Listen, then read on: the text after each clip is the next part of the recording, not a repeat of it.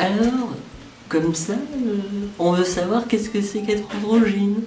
Mais dis donc, petit coquinou. Justement, être androgyne, transgenre ou transsexuel, ce sont deux choses totalement différentes. Surtout à ne pas confondre. Tu veux savoir pourquoi? Eh ben, voici les petites définitions. Quand une personne est androgyne, c'est juste le physique qui va être plus ou moins masculin, féminin, voire les deux. La personne ne veut pas changer de sexe, c'est tout simplement le physique. Et c'est que le physique. Point, ça s'arrête là. C'est tout. Ok? Va pas chercher à midi 14h. D'accord? Physique, visually, ok? Par exemple, une personne qui va naître avec le sexe masculin, elle va avoir un physique plutôt féminin.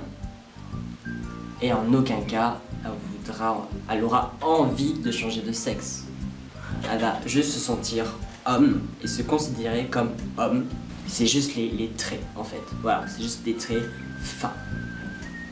C'est tout.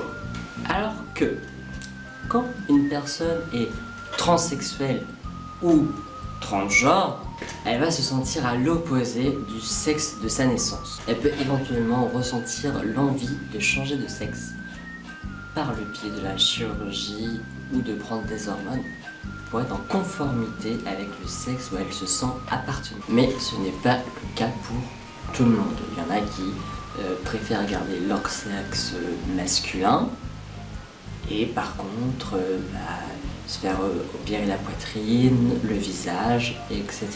Parce que niveau du sexe, ça leur concerne, ça leur regarde surtout, c'est leur intimité et ça regarde qu'une seule personne, c'est eux. Point barre. Petit exemple, une personne qui est née avec un sexe masculin va petit à petit en grandissant se sentir plutôt femme à l'intérieur. Donc elle aura vraiment l'impression d'être née dans le mauvais corps et elle va se sentir pas bien, donc il y aura du mal-être, de la dépression même quelquefois. Et du coup, pour y remédier, elle peut entamer une procédure de changement de sexe pour être justement en conformité avec elle-même. Concernant ce sujet, nous avons eu plusieurs témoignages et nous en avons sélectionné deux, un garçon et une fille. Et à travers ces témoignages, nous voulons démontrer qu'il ne faut pas juger les personnes sur des critères discriminants, mais plutôt les apprendre à les connaître. Donc du coup, le premier témoignage, c'est celui d'une fille. Vous avez les informations d'un blau. Aussi loin que je m'en souvienne, j'ai toujours été rattachée au genre masculin. Je vivais avec mes cousins et j'étais la seule fille. J'ai toujours eu une attitude garçonne. Du coup, c'était normal pour moi. J'ai refoulé ma féminité et j'ai peut-être voulu être un homme. Qui sais-je? Une fois au centre aéré, une jeune fille accompagnée de son frère est venue me voir. Et elle m'a posé la question à savoir si j'étais une fille ou un garçon. À l'époque, ma mère m'habillait. J'avais les cheveux longs. Il était très compliqué de déterminer mon genre. Je me suis rendu compte plus tard que ce n'est pas la façon dont nous nous habillons qui détermine ce que nous sommes.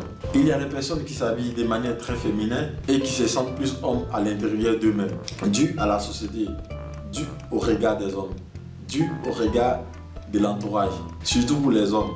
Pour nous les filles, c'est encore moins compliqué, car une fille qui s'habille en homme est moins jugée par la société. J'ai eu plusieurs réflexions quand j'étais jeune, même encore aujourd'hui, du style monsieur, jeune homme. Mais quand on me le disait, je ne le prenais pas mal. C'est peut-être là le problème. C'est que ça me faisait pas du tout mal, en fait. En grandissant, j'ai su jouer avec ça.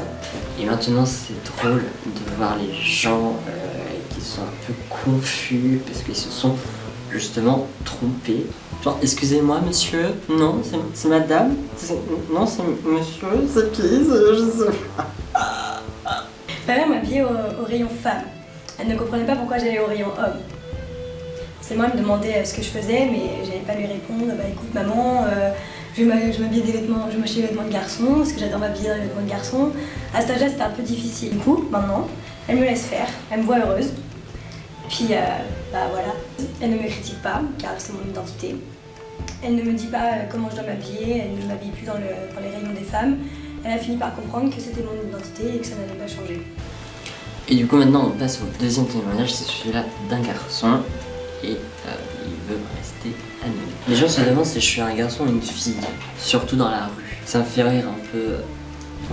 Au début c'était gênant, même carrément malaisant. Mais maintenant ça passe. Les gens me regardent haut en bas quand je vais dans les magasins avec mon père. Et ben la vendeuse disait bonjour madame monsieur. Voilà.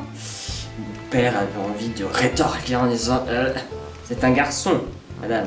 Je me suis rendu compte que même si les gens ne sont pas très ouverts d'esprit, il y a de plus en plus d'androgynes et ça c'est cool. L'androgynie c'est radical, il n'y a pas que la tenue ou la coupe de cheveux. Et sur YouTube j'en ai marre de voir des commentaires sous les vidéos de youtubeuses qui se sont coupées les cheveux en leur demandant si ce sont des garçons. Comme Gaël Garcia Diaz ou Silent Jill à qui on est venu demander en personne, dans la rue, si c'était une fille ou un garçon alors qu'elle a simplement les cheveux courts. Les temps ont changé et il est temps de changer de mentalité, la ne fait pas le moine.